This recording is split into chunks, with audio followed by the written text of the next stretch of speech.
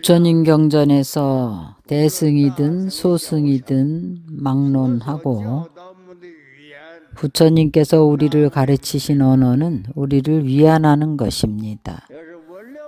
만약 법을 듣고 부처님께 귀의한 후에는 장래에 반드시 여러 가지 복을 받고 다시는 괴로운 과보를 받지 않습니다.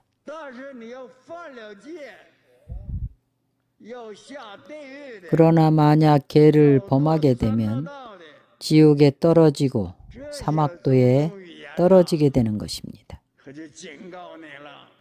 이러한 여러 가지 말씀은 경고하시는 것입니다. 거칠고 나쁜 언어는 아닙니다.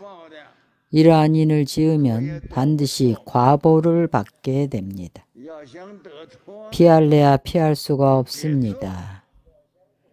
벗어나고 싶으면 짓지 말아야 합니다. 짓지 않으면 벗어날 수가 있습니다.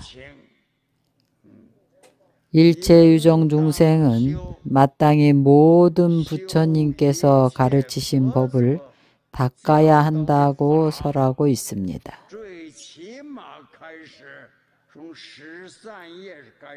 적어도 10선업부터 시작을 해야 합니다.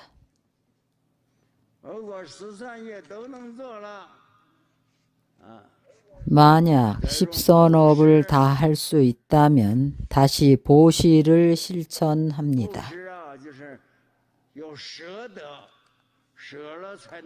보시는 버릴 수 있어야 얻을 수가 있습니다.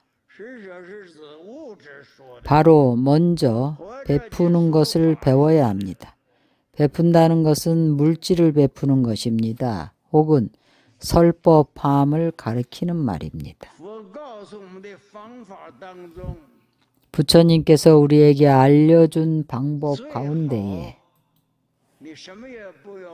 아무것도 베풀지 못한다 하더라도 반드시 환영하는 미소는 있어야 합니다. 평소에 항상 환희로운 얼굴이어야 합니다.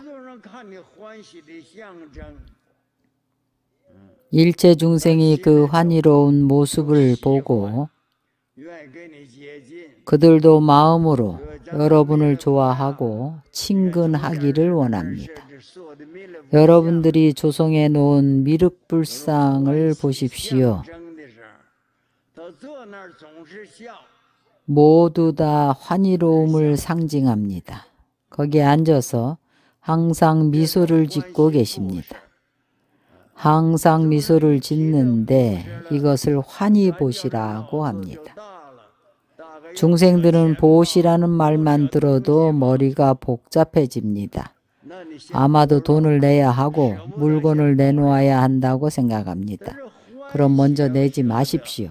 아까우면 먼저 보류해 두십시오. 그러나 환희심을 줄 수 있어야 합니다. 보시의 첫 번째인 재물이 없으면 우리가 웃는 얼굴은 보시할 수가 있습니다.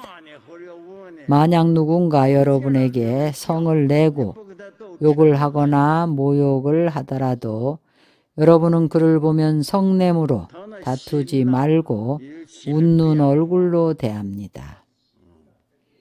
그럼 또한 바로 변화가 일어납니다. 그래서 부처님의 가르침은 우리로 하여금 해탈케 하는 것입니다.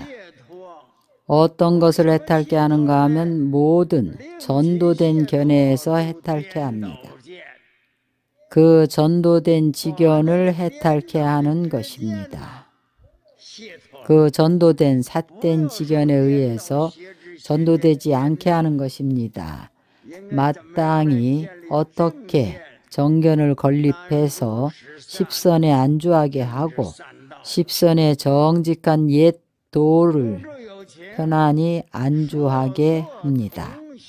유정들과 함께 자주 법을 따르고 법을 행하며 부처님 설한 법은 일체 중생으로 하여금 설한 바와 같이 행하게 하여 그들이 부처님 설한 법에 수순하게 해서 부처님 설한 법을 어기지 않게 합니다. 일체 수승한 행을 닦게 합니다. 바로 자신의 행위를 수리하는 것입니다. 부처님께서 가르치신 바와 같이 합니다.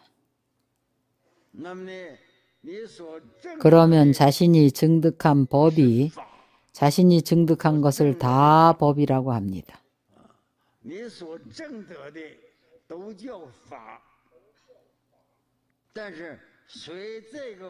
그러나 이 법을 따르는 것을 도라고 합니다.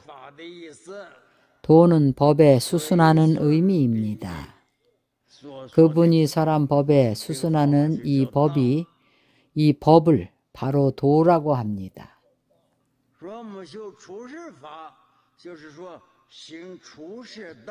우리가 출세간법을 수행함을 바로 출세간법을 행한다고 말합니다. 세간법의 수순함은 바로 세간법으로 세간의 도에 수순하는 것입니다. 그러나 십선의 정직한 옛날 도에 안주해야 합니다.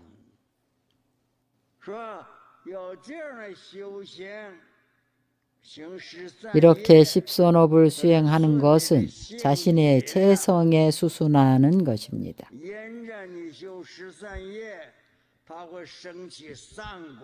십선업을 수행함으로 인해서 선한 과보가 생겨나게 됩니다.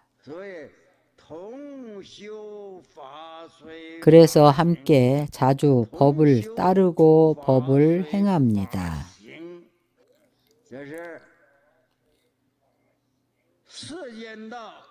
바로 세간의 도는 법을 따른다고 하고 출세간의 도는 바로 법이라고 합니다.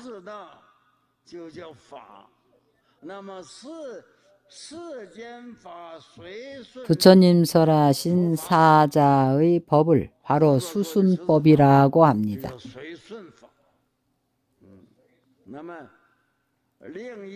일체 중생으로 하여금 항상 상속해서 선법이 증장되게 합니다.